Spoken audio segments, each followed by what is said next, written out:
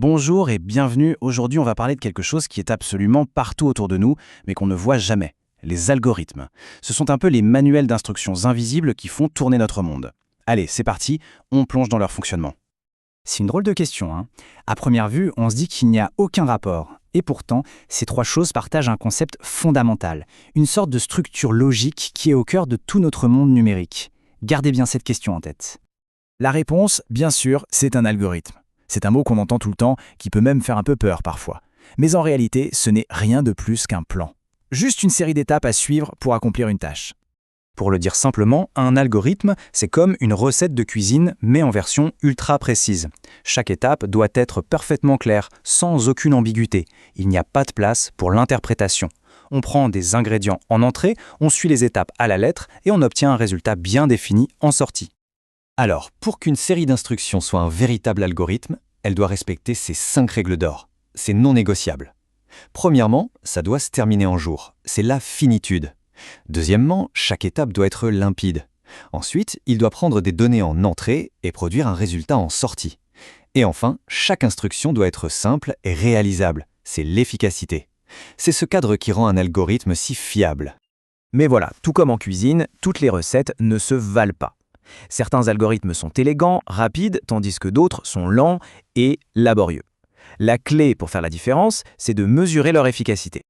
Imaginez deux recettes pour faire exactement le même gâteau. L'une prend 30 minutes, l'autre 3 heures. Le résultat final est le même, mais on est bien d'accord que l'une des recettes est bien meilleure. En informatique, cette différence de temps peut passer de quelques millisecondes à plusieurs années. Pour des entreprises comme Google, gagner quelques millisecondes, ça se compte en millions de dollars. Prenons un exemple classique. Trouver un nom dans un annuaire. La méthode lente, c'est la recherche linéaire. On commence à la première page et on tourne, jusqu'à trouver le nom. C'est lent. Mais il y a une méthode beaucoup plus intelligente, la recherche binaire. On ouvre l'annuaire pile au milieu.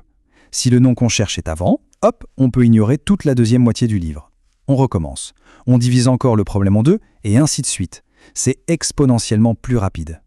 Pour décrire cette efficacité, les informaticiens ont un langage spécial, la notation Big O.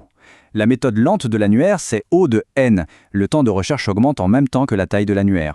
La méthode intelligente, c'est O de log n. Même si on double la taille de l'annuaire, il ne faudra qu'une toute petite étape en plus. La différence est fondamentale.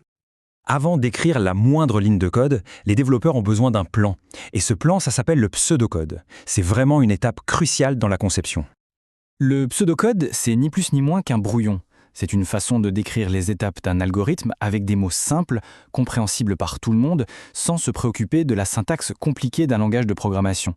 C'est avant tout un outil pour réfléchir et communiquer. Et voilà un exemple très simple. Pour trouver le plus grand nombre dans une liste, on commence par supposer que c'est le premier.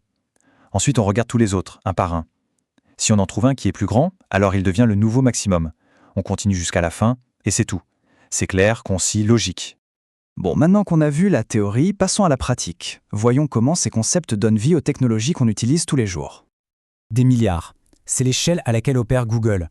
Son algorithme de recherche doit indexer et trier des milliards et des milliards de pages web pour trouver la plus pertinente, en une fraction de seconde. Le défi est juste colossal. Pour réussir cet exploit, Google utilise un cocktail d'algorithmes. Le plus connu, c'est PageRank, qui fonctionne un peu comme un vote de popularité. Une page est jugée importante si beaucoup d'autres pages importantes ont un lien vers elle. On combine ça avec l'analyse des mots et du sens de la recherche, et on obtient des résultats incroyablement pertinents. Changeons d'univers et allons voir du côté des jeux vidéo. Comment un personnage non-joueur fait-il pour trouver son chemin dans un labyrinthe complexe sans foncer dans tous les murs? La réponse, c'est encore et toujours un algorithme brillant. Souvent, il s'agit de l'algorithme A*. C'est un grand classique. Il ne cherche pas au hasard. À chaque pas, il calcule en permanence le coût estimé pour atteindre la destination, en privilégiant toujours les chemins qui semblent les plus prometteurs. C'est ça qui donne ces mouvements si fluides et si intelligents qu'on peut voir dans les jeux. Cette citation résume tout parfaitement. Chaque action qu'on fait sur nos appareils, chaque interaction numérique, est en fait orchestrée par ces séquences d'instructions. C'est le véritable moteur de notre époque. S'il y a une chose à retenir, c'est vraiment celle-là. Un algorithme, ce n'est pas de la magie noire. C'est un plan, une recette, une stratégie. Et commencer à comprendre cette structure, c'est commencer à comprendre le fonctionnement de notre monde moderne. Alors la prochaine fois qu'un fil d'actualité propose un article ou qu'un service de streaming suggère un film, on peut se poser la question, quel est le plan qui se cache derrière? Quelles sont les instructions qui sont à l'œuvre? C'est une question fascinante, n'est-ce pas?